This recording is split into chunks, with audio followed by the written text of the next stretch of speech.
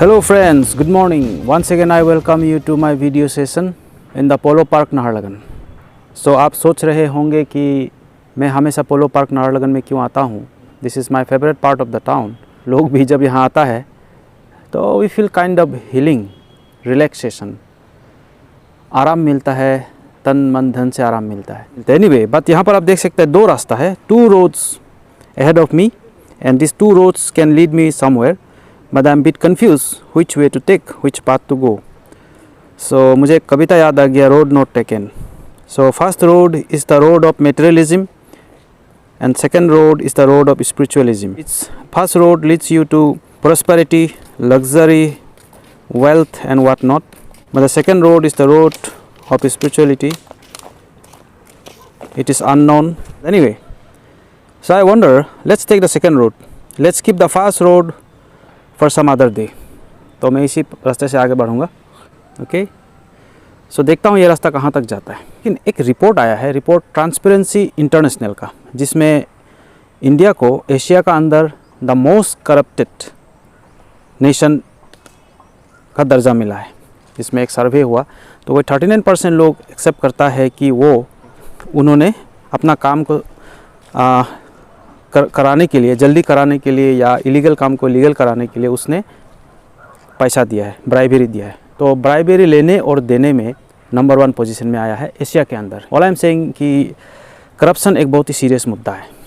Because जब corruption होता है तो इसमें देश आगे नहीं बढ़ेगा. बिकॉज जो लोग जिस चीज़ का काबिल नहीं है वो चीज़ वो बन जाएगा. और फिर इलीगल एक्टिविटीज़ भी बहुत होता है.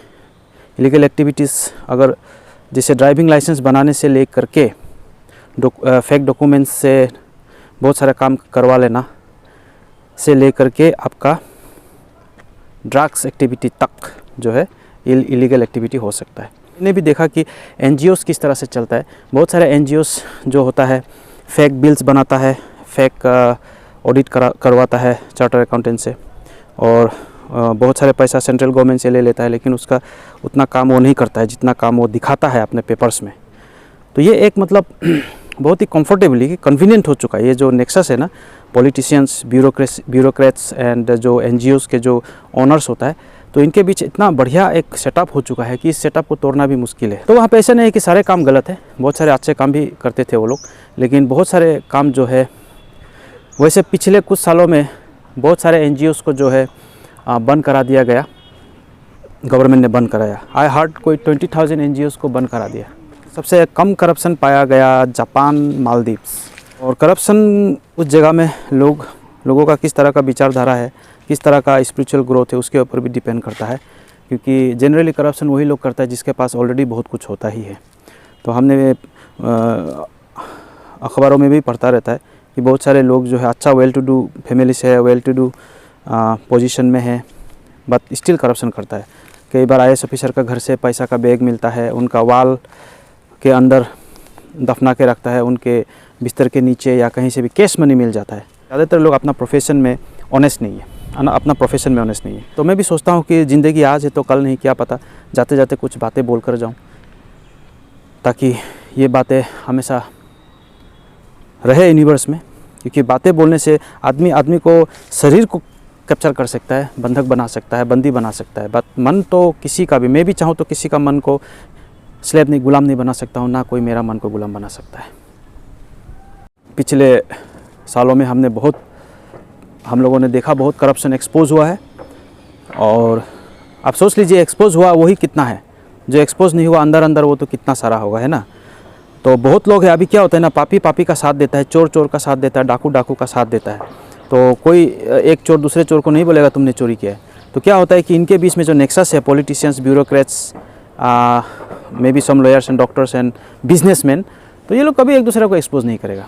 आप देखिए सोसाइटी के लिए आपने देखा होगा, फ्रेंच रिवॉल्यूशन देखा होगा और भी बहुत सारे रशियन रिवॉल्यूशन, वहाँ पे आपने क्या देखा, ज़्यादातर क्या होता है कि लोअर मिडिल क्लास, पोर, पीजेंट्स, ये लोग ही सोसाइटी में रिफॉर्म लाता है, ये लोग ही सोसाइटी में एक रिवॉल्यूशन लाता है और सोसाइटी का मेंटेलिटी को चेंज करता है. बड़े लोग कभी नहीं करेगा, because they are already in a comfortable position and one rich person will not go against another rich person because they are enjoying the monopoly of being rich. They don't want the lower middle class and other people to come up to their position, है ना.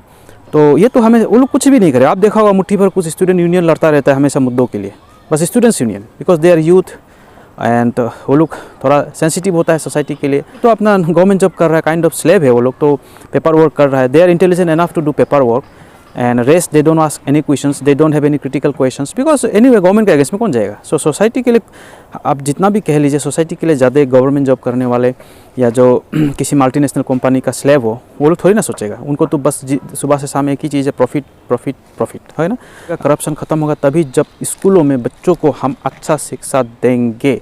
Just उनका दिमाग को information से भरने से नहीं होगा। साइंस, मैथ्स, फिजिक्स, बायोलॉजी, और इन क्लासेस में और कोई बात नहीं होता है। लाइक इसका अप्लाइड एस्पेक्ट के बारे में कोई बात नहीं होता है कि ये साइंस, मैथ्स, फिजिक्स, बायोलॉजी जो हम लोग पढ़ रहा है, और बाकी जो सोशियोलॉजी के सब्जेक्ट्स है, जो आर्ट्स ह्यूमैनिटीज़ के सब्जेक्ट है, उसका जो लाइफ में क्या रियल एप्लीकेबल बातें हैं और जो उसका अप्लाइड एस्पेक्ट है, उसके अलावा हम लोग जो सोसाइटी में अपलिफ्ट करने का, प्रोग्रेस करने का, है ना, स्पिरिचुअल ग्रोथ के लिए, ये सब बातें तो स्कूलों में होता नहीं है। बस कुछ स्पेशल डेज प्रोग्राम्स में बस कोई VIP, chief guest, guest of honour, principal, vice principal कोई लेक्चर झाड़ देता है, लेकिन उससे क्या होता है? कुछ नहीं होता है।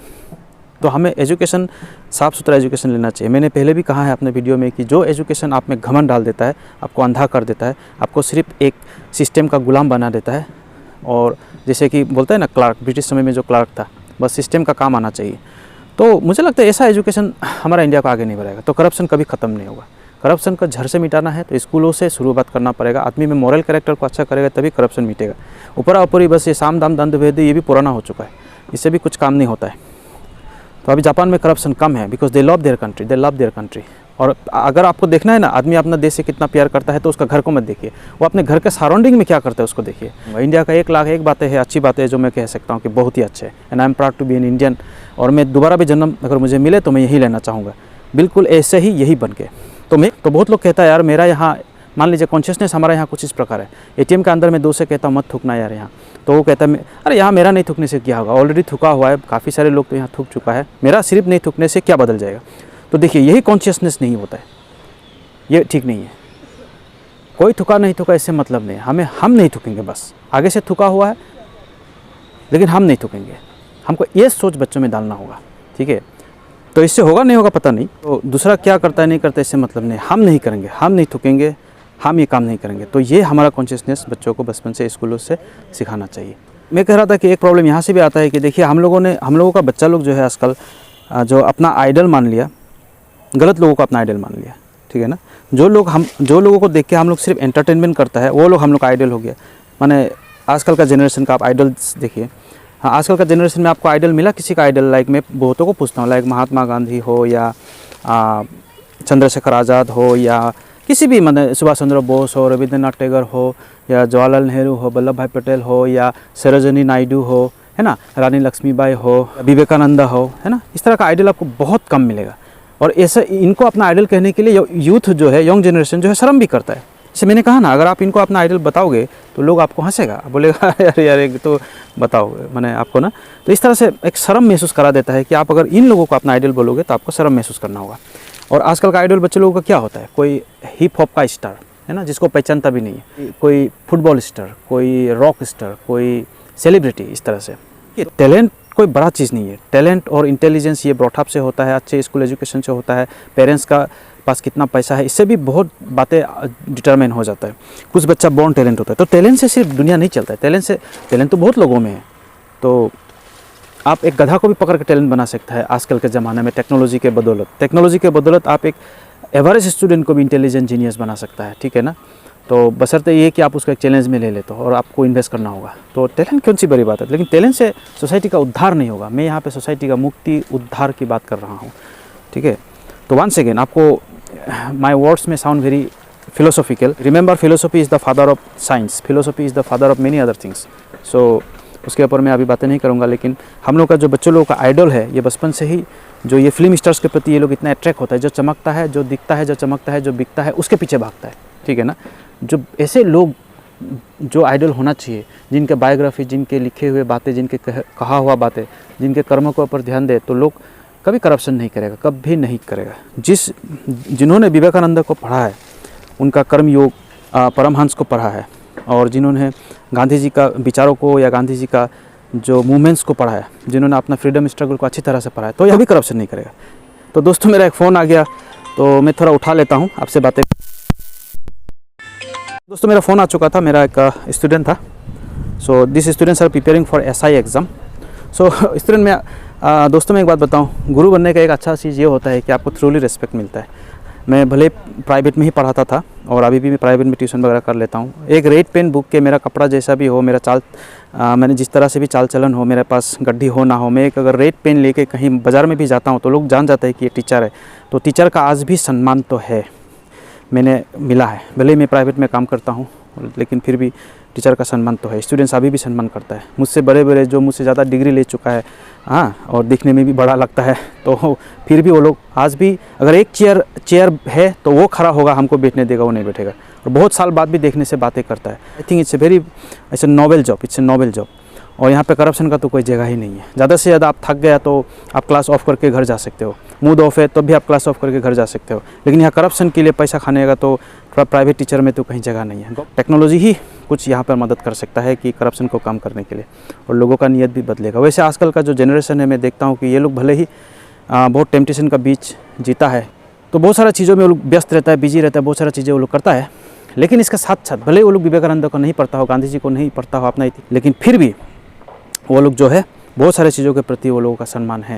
वो लोग चाहता है कि वो लोग का एरिया ठीक हो, जगह ठीक। मुझे लगता है कि आजकल का जनरेशन शायद करप्शन थोड़ा कम करेगा जब ये लोग कुछ बन जाएगा। तो हम चाहता है कि ये वीडियोस रह जाए। मेरा वैसे एंटरटेनमेंट नहीं है, एजुकेशनल है, तो वीडियोस यूट्यूब में रह जाएगा। तो जो करप्शन करके नौकरी मिलेगा वो भी क्या करेगा बाद में, वो भी वही करेगा।